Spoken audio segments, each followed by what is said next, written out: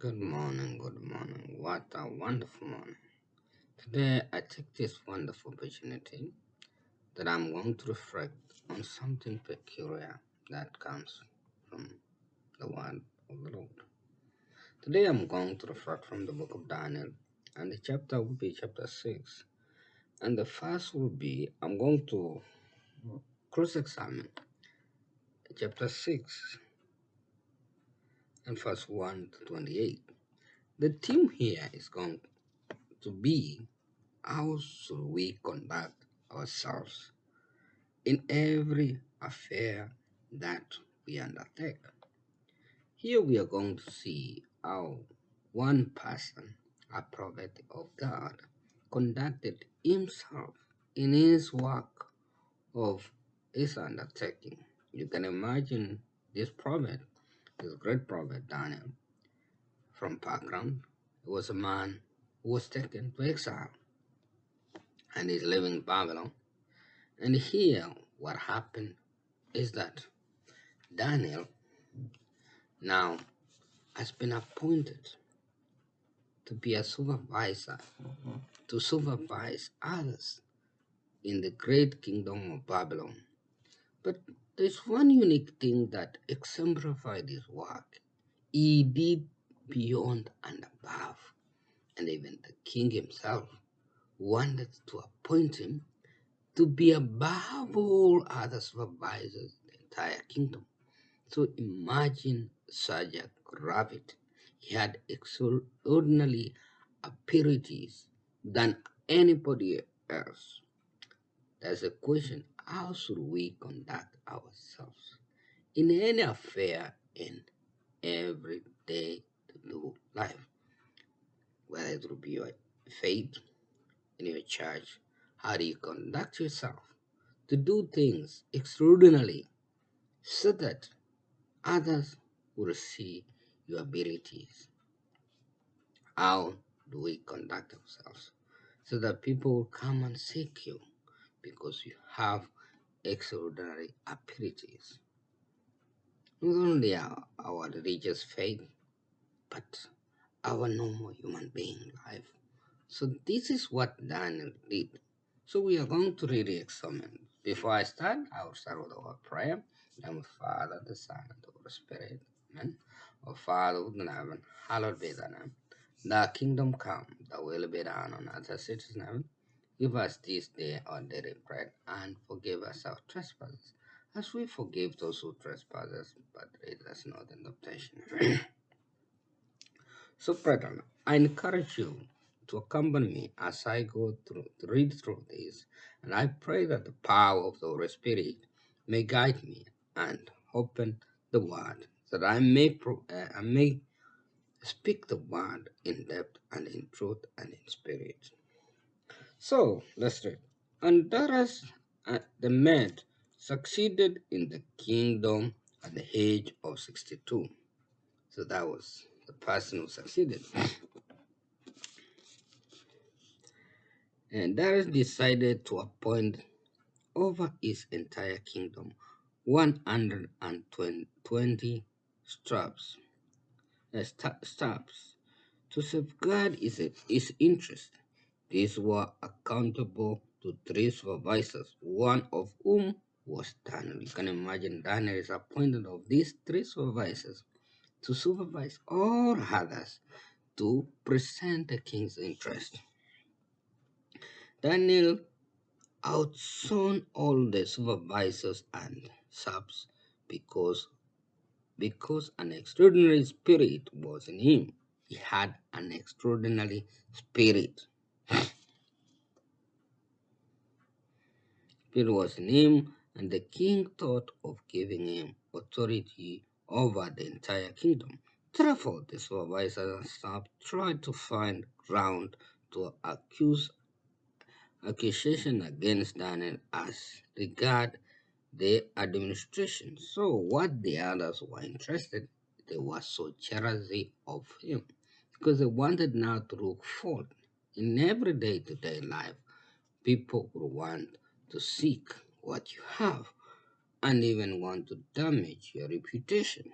But what Daniel did, Let's see what gave him his extraordinary spirit. He had a very extraordinary spirit, and he did exemplary things, and he had exemplary behavior. Therefore, the supervisors have tried to find grounds for accusation against Daniel as regard the administration, but they could accuse him of no wrongdoing. So you can imagine, despite he had an extraordinary spirit, he was exemplifying his work ethics of high standard. So these others were trying to find something they could put on him because he was trustworthy. No fault of neglect or misconduct was to be found in him. Hmm? He was a man of trustworthy, and no fault or misconduct was found on him. You think of misconduct and fault. Because he was trustworthy and no fault of neglect, misconduct was to be found in him. Then, then these men said to themselves, we shall find no ground for accusation against him, this Daniel, unless by the way of the law of his God. So now they targeted the weakness. You think the devil is an accuser of God's people. And what does he do? He looks for something that if he has failed to find fault in you, he will try to find something that he will attack. So it was only of his God. Let's see what happens. So these supervisors and saps went throwing to the king and saying to him, and said to him, King Darius, live forever. All the supervisors of the kingdom, the prefects, subs, nobles, and governors are agreed that the following prohibition ought to be put into force by the loyal decree. Now they are going to accuse him by decree.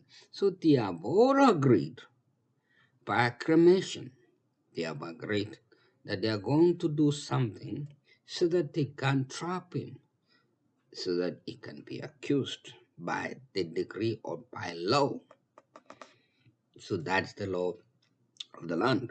No one is addressing any petition to God or man for their for for 30 days except you. So now they want to limit that now nobody should seek God, nobody should pray to God, so that in 30 days they would trap Daniel because Daniel was a man of prayer, man of discipline, man of extraordinary purity, man of extraordinary spirit. So if they could do this, Daniel would be trapped in darkness and they would get him. That is by degree, by a force of degree. O king, otherwise he shall be cast into the den of Ryan. So now they have plotted a case and evil way of taking him down. So your enemies try all things. When they fail, they'll find a solution which is in their best interest, not in the best interest of you and your God. Think about it. That's what happened to this great man. Now, O king, issue the provision over your signature, immutable and irrevocable, under the mad and the patient law. So they are looking, think of the United States, and they find a law that a decree, that under such a decree, if you go contrary such a decree, you will be accused of violation of the law. And that they have already had is like in the code, the penal code. They say that this is what will happen if you committed such a violation of that decree. You'll be hanged to death. You'll be put to death. So they have already made a plan against this great man. So the king Dara signed the provision and made it into law. Now it becomes the law of the land. E- Even after Daniel heard that this law had been signed, he continued his custom of going home to kneel in prayer and give thanks to his God in the upper chamber 3 times a day with the window open towards Jerusalem. So Daniel was a man of discipline. Not only was with exemplary, extraordinary spirit, he was a man of discipline in whatever he did. His God, he didn't put him. He was a man of his own character. He would go and pray. He had a discipline that he had to pray 3 times a day after his work, and then he would pray facing Jerusalem. He had his door open and he was fencing Jerusalem. So that is one thing that we as human person we need in our daily life. So that in all things that we seek, God our God would lift us above other humans. So think about that, brethren. Whenever we are, whether you are in a foreign land, whether you are somewhere, your faith doesn't die. Just you only go to church. That is all. That's where people will see your God. Your God, you must exemplify Him every day.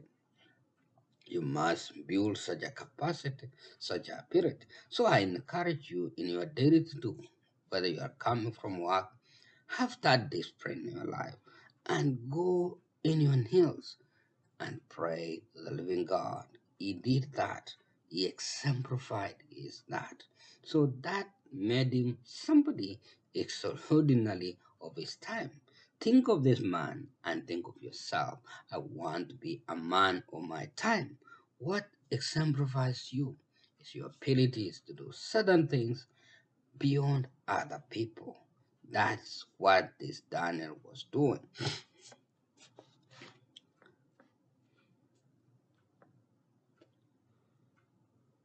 So this man rushed in and found Daniel praying and breathing before his God.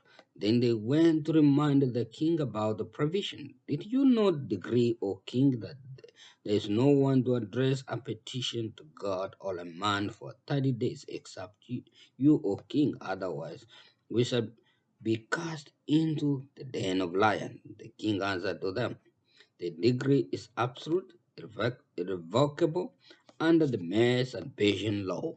So now they have found something. They have virtued because they had plotted it, and that was the intent. The evil intent against this great man of God. You can imagine our people when we go beyond and above, what happens to us. To this, the report. Daniel the Jews exile has paid no attention to you, O king, or to the degree you issued. These times, 3 times a day, Jehovah's prayer. So what they were fighting is the ability for him not to pray to God, the ability to him not to pay petition to God. So you imagine you are in exile. Do not be dismayed. You are a foreigner, you are in exile, you are not in your land, and do not be afraid. This is who we worship. We don't abandon our God. We don't abandon our faith. We must exemplify. So I urge you, my brethren, wherever you are in the planet Earth, remember the story. And this is a story for you and me. That wherever we are, we should exemplify our time. Like Daniel, do not be afraid of the things that you see. Do not be afraid of what can be plotted against you. If you glorify the living God, indeed He will respond in kind, less as we are going to see how God rescued Daniel. The king was deeply grieved at this news and made up his mind to save Daniel. He worked until sunset to rescue him, but this man insisted. Keep in mind, O king, they said, that under the mass and patient law, every law, provision, or decree is irrevocable. So now they found and they trapped even the king himself, so that the king can sign a decree, and himself he cannot be able to halt it. It is the law of the land. Think of the law of the land. Think of the law of the land. That's the decree of the land. And no person, no human person can revoke or change such a law.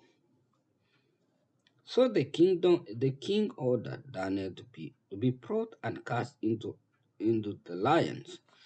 To to Daniel it said, "May your God whom you serve so consistently save you." So what do we see? What is the main character of this great man?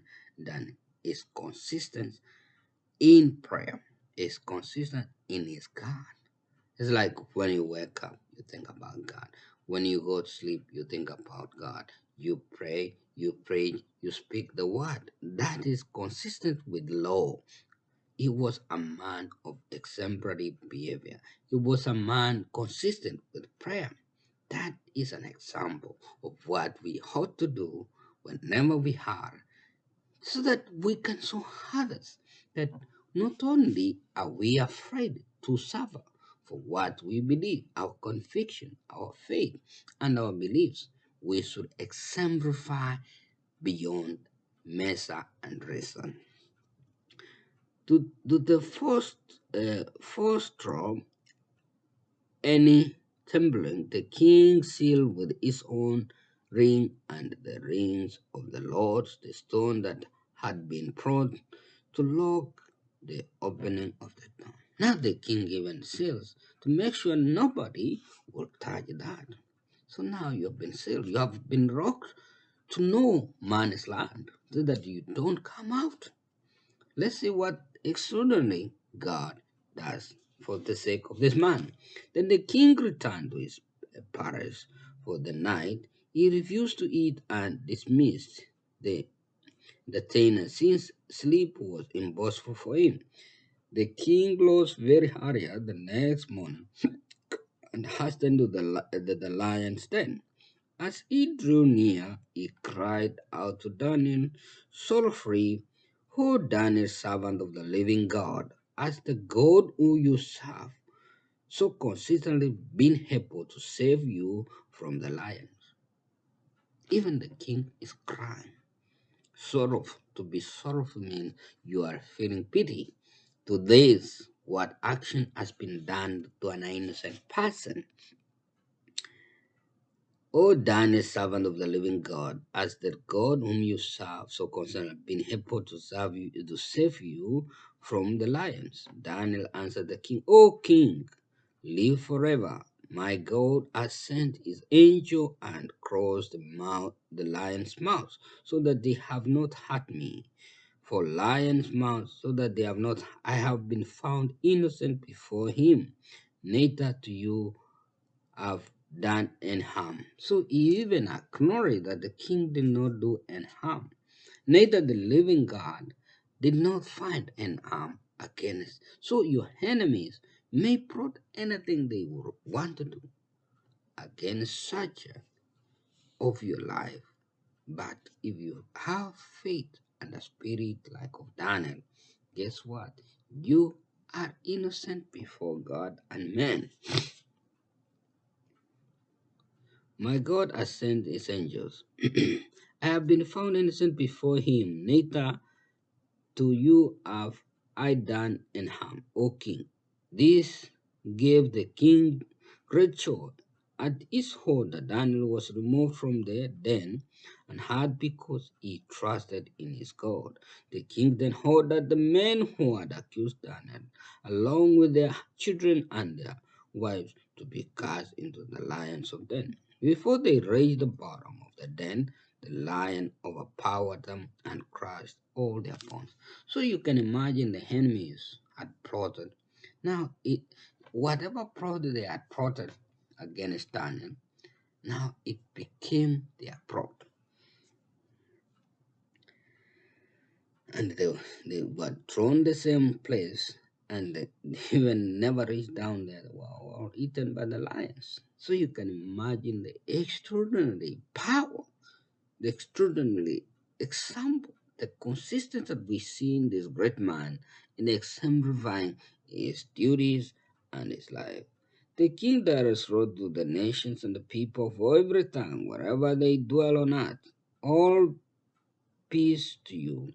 I decree that throughout my loyal domain, the God of Daniel is to be reverenced and feared. For he is the living God, enduring forever. His kingdom shall not be destroyed, and his dominion shall be without end. He is a deliverer and a savior, working signs and wonders in heaven and on earth. And he delivered Daniel from the lion's power. So Daniel fared well during the reign of Darius and the reign of Silas and Patience. So you can imagine one of the greatest things that we have learned is this character that Daniel. He had extraordinary spirit. Number one. Number two, he was a man of trustworthy, and no fault was found on him. Except now, these people, your enemies may try to find something within the law. Now they prodded something which would trap Daniel and even the king himself, so that the king would have no such authority to prevent what was going to take place. Daniel was a man of discipline, a man of prayer. He prayed 3 times after his work. He would go home in the upper chamber. He opened the door and he was facing Jerusalem and he was praying 3 times. He was consistent in praying to God. He was consistent, extraordinary abilities, was a man of prayer and a man of discipline. He was not a man who was afraid even to die for the cause of his God, what he believed. He had conviction. He had faith beyond reason and doubt. And you can imagine the same God whom he feared and revered saved him. So every day in our life, we must possess such a disciplinary act of truth. Be trustworthy in your jobs, in your ministry, whether you're a preacher, whether you're a teacher, and exemplify whatever things to do. Most people read this book, the beautiful book of Daniel, and they admire certain section. But this is the most beautiful aspect of this great prophet. You think of what he did. We must be interested on the person, the personality, what he did that made him extraordinary. That is what we need ought to look at. He had extraordinary spirit. He was consistent in prayer. He was a man of prayer. He prayed 3 times after his work. He was not found of any fault, and he feared God to the extent of him being prosecuted. So that is what I urge you, my brethren, to live in faith, in discipline, and be consistent in what you do in your daily life. Indeed, like our time, this time we live, I hope that our God would exemplify the times that we live if we take such a persona of this great man. Even in the whole land of nations, a decree would be written, and our God would be honored in heaven and earth. Brethren, may God be with you, and may you take that extraordinary spirit of Daniel with you and with your family. In Jesus Christ, I pray, and our Father, the Son, and the Holy Spirit. Amen.